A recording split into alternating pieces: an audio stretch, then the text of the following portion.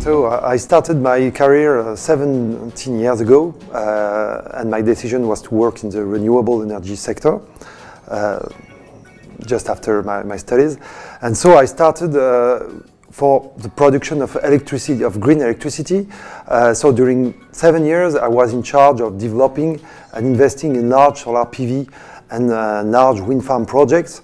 So it was really interesting. I manage a lot of project manager, and at the end we succeeded to build hundreds of megawatts of projects, including the largest solar PV plant in France. At the time it was a 300 megawatt project in the south of France, near Bordeaux. But yeah, after 7 to 8 years, clearly I sense that I wanted to change, and that this kind of project cannot be the only solution, and that we need also to tackle another topic. And so I discovered the heating sector and the challenge linked to the decarbonization of the heating sector. So we are now, it was in 2014, so I met my associate and co-founder Pierre, and it was really impressive to discover the heating sector and the work that have to be done to decarbonize the sector.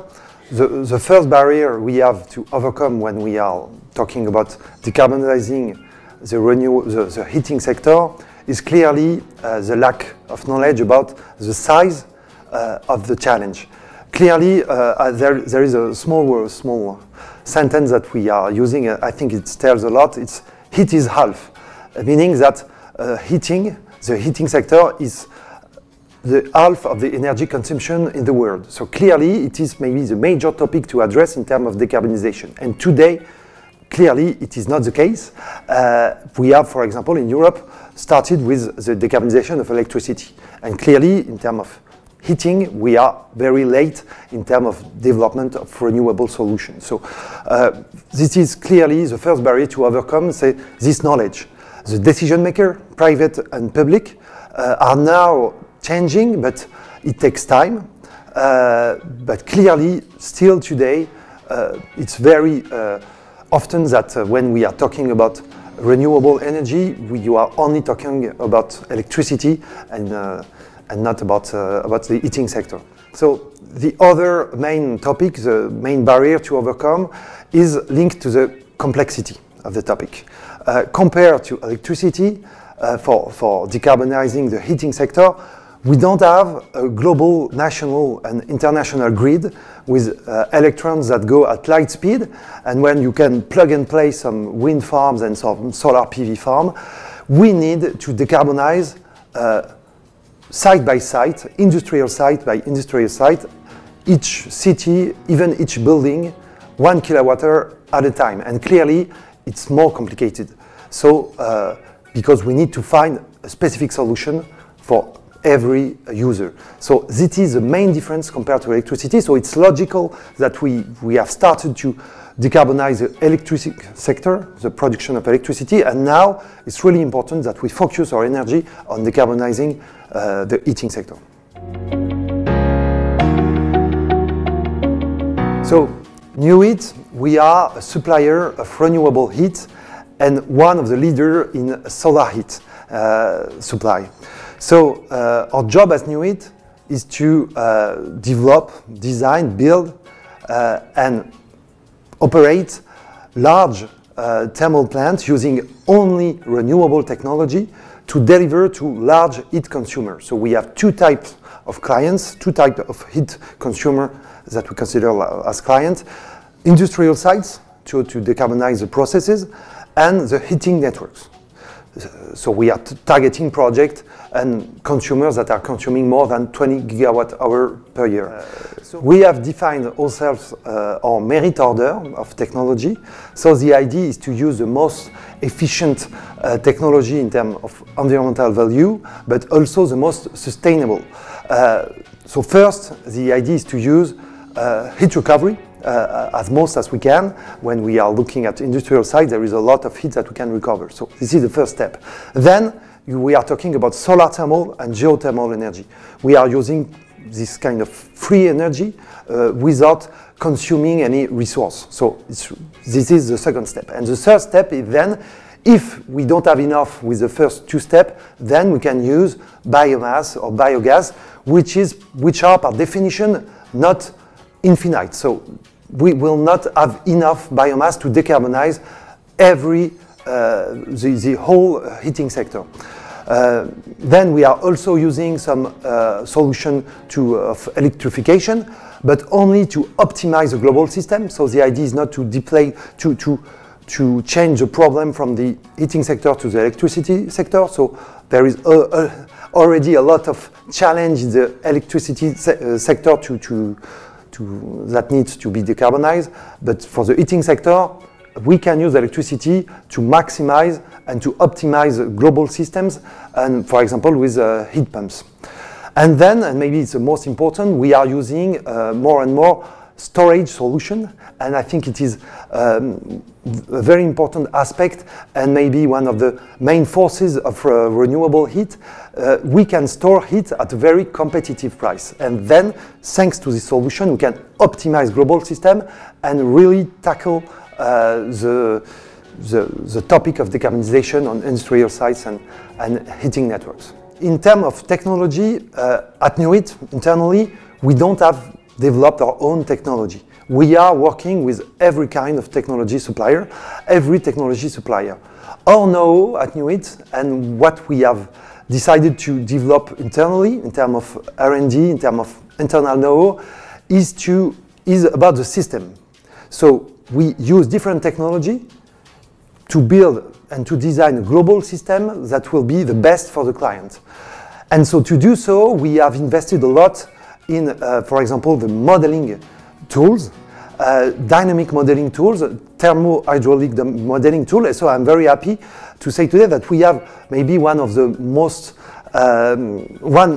we have a very beautiful team, which is one of the leaders in the world concerning this kind of modeling tool. Thanks to this investment and this effort in R&D and modeling tool, we are today able to design and to control and to define the control, so really how to pilot all of the equipment of our renewable plant in an optimized way, and then to deliver the most competitive heat with the right performance to our clients.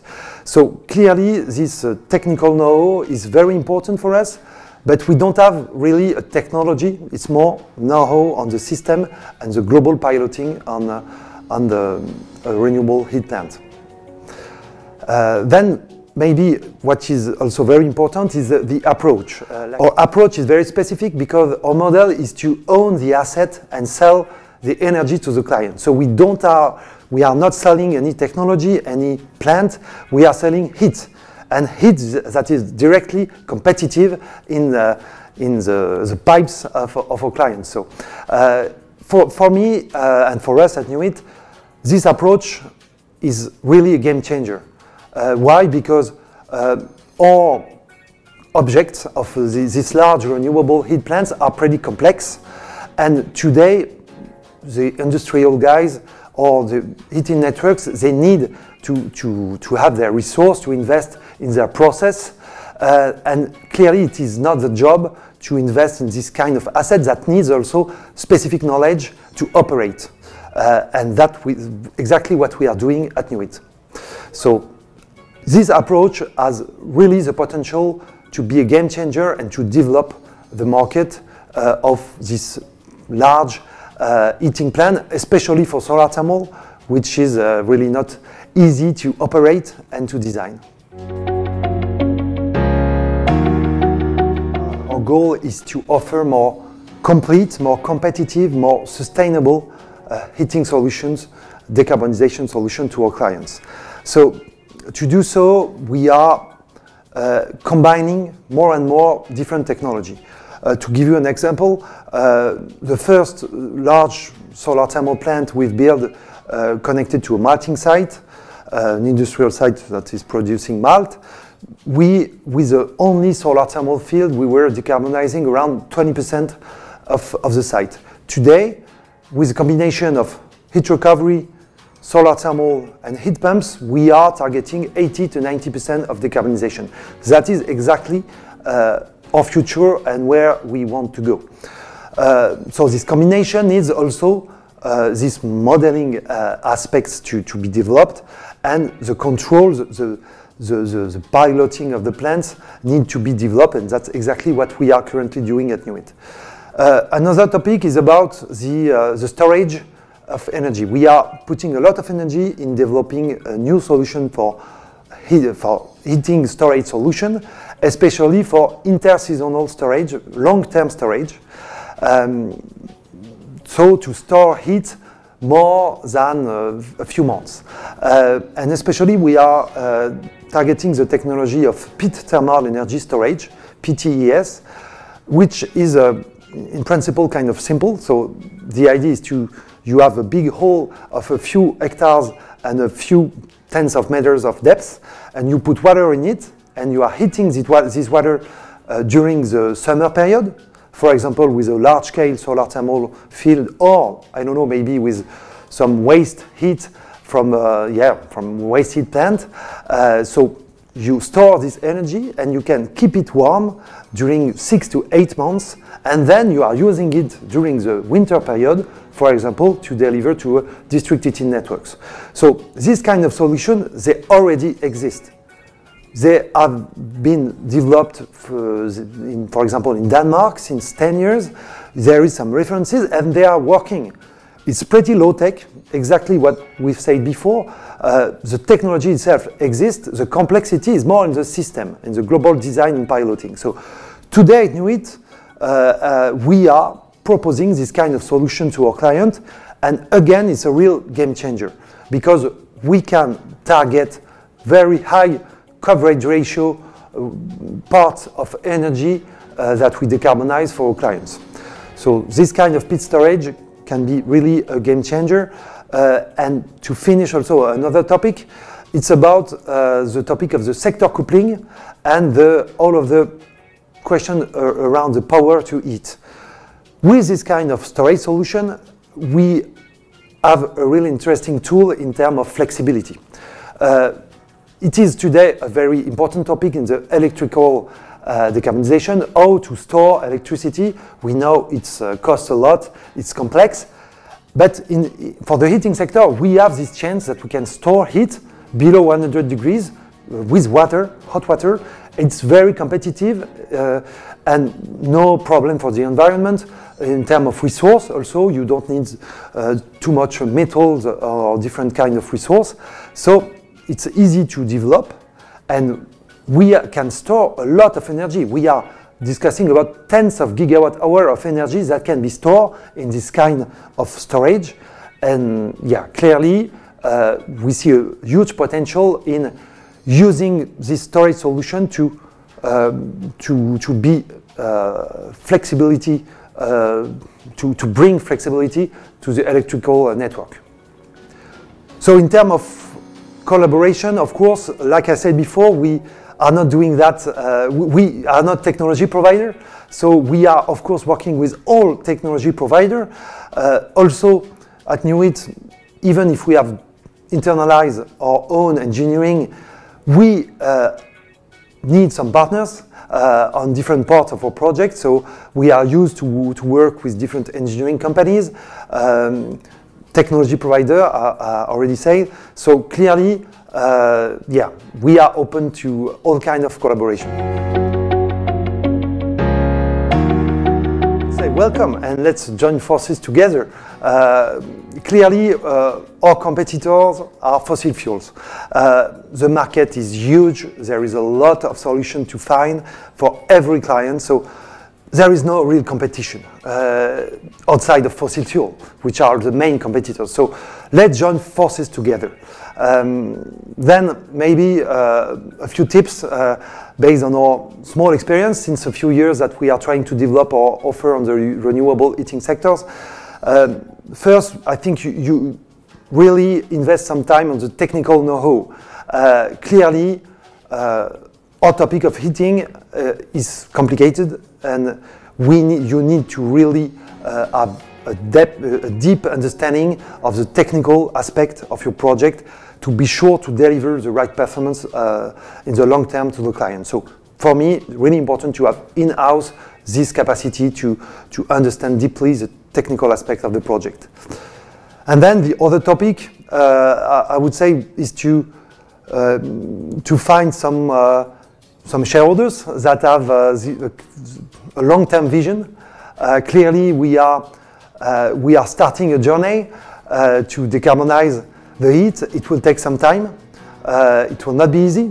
Like I said before, we will need to go site by site, industrial site by industrial site, city by city, develop a solution. And for that, we will need time. We will need to explain what we are doing. And for that, we need to have this long-term vision. And for example, at NewHeat, we are very happy with to have this kind of mentality also with our shareholders, because the ambition is big, and we will need time and energy to be able to achieve our ambition. Thank you very much.